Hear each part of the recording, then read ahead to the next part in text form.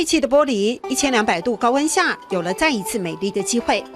这是2个颜色加上去的，然后现在是塑形做好，我这个在做笔头，变成了可以写字的玻璃笔。最关键的重点，笔尖一向由丈夫制作，是镜头前不能公开的商业机密，也是范成金莲心底的忧伤。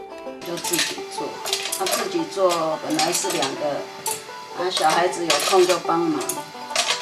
可是他今年给我走了，我就没办法，就是自己一个人做。另一半玻璃艺术家范文正被病魔无情带走，身旁的座位空着了，以前嫌啰嗦的话语仿佛还在耳边。他的小技巧他都不愿意说跟我讲得很明，他要我自己去摸索，这一点是我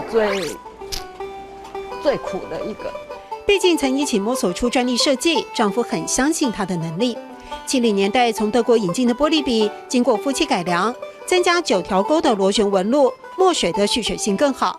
难能可贵的是，把一文不值的废玻璃变实用的精品。像这个都是回收材料，这都是人家不要的啊，你要丢掉。说真的，这一支笔可以做1个就可以做1支笔。范成金莲眼中，丈夫的巧手像仙女棒，让废弃玻璃拾回了光华，也点亮了她的勇气。一起打拼的回忆，热爱环保和玻璃的心意，在子女尚未接棒之前，她会努力延续。穿简懂行酷，江上不一样，赚钱很辛苦，要拼才会赢。还有好多废弃的玻璃等着范成老师帮他们创作新的价值，而她也努力把思念化作动力，希望做到丈夫叮咛她的精益求精。从前懂行酷，爱边张无养。从前懂行酷，爱边张无养。